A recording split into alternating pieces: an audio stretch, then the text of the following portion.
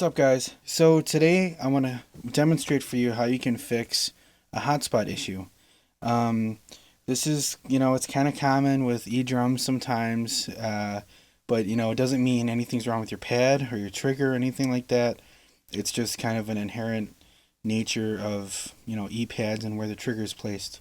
Pretty much, if you don't know what a hotspot is, it's basically the effect that happens when you hit right on top of a trigger and then right next to it, and can be like a centimeter even right next to it, and you're getting like half the amount of dynamic sound.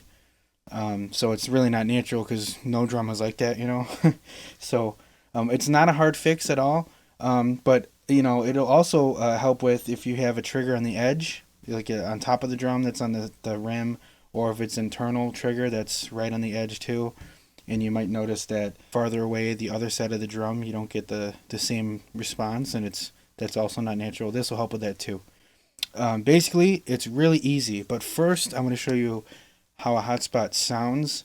And pretty much, if you imagine like the loud hit, where you're going to get the loud hit response, when you have a hotspot, it's very small. It's just going to be right where the trigger is, like I said. So the circle, the area is going to be very small. And I'm using an Alesis Strike Pro drum set.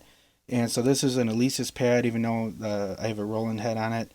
But it has a bunch of foam rods inside that pick up the vibration of the head pretty evenly.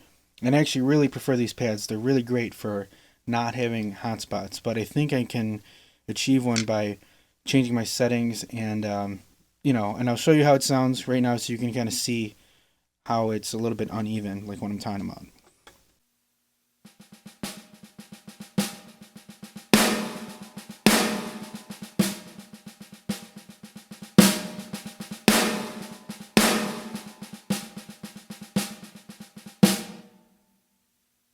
So you could kind of see when I was doing my hard hit, I was only getting the loud response, the sound, like right when I was in one specific area in the center of the head.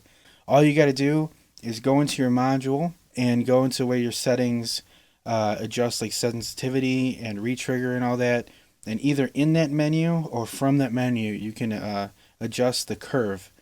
And basically, what the curve changes, if I can just put it in, if you can imagine like a visual point, like the more dynamic the curve, it's going to be like the area of the loud hit response is going to be more centered to where the trigger is.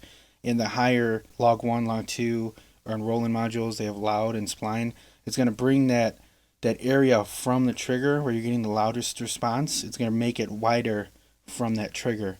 So that last example, I was on EXP2, which is a really dynamic setting. So now I'm going to put it on log 1. And also, when you raise the curve, because it's widening that area that you're getting the loudest response from, you're going to want to drop the sensitivity a little bit as well. So it doesn't, so you're not getting all loud hits and everything like that. So my sensitivity was at 32, and I'm going to drop that to, 25.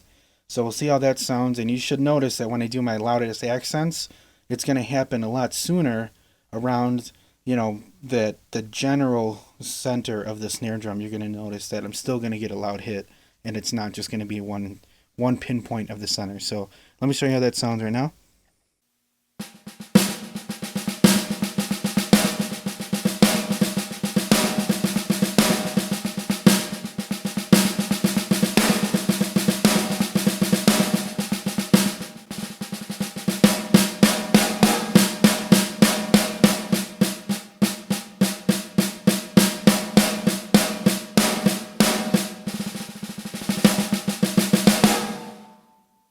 So you were noticing that any time I was around the center of the drum, when I was hitting louder, I was getting a louder response, and it feels a lot more natural to play. And especially if you're doing any kind of grooves where like you're hitting the snare from the ride cymbal or anything, and you might not be directly in the center of the drum, it's gonna still pick up and register just like it would on a regular drum.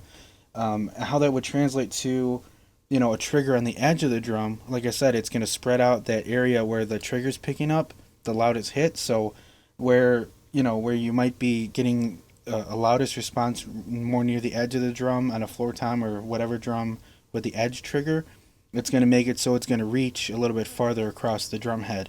And again, it'll make it feel more natural and hopefully more fun to play, you know. So I hope this helps. And, you know, if you like my channel, guys, please subscribe, you know, give me a like. And I always appreciate your comments. So thanks for watching.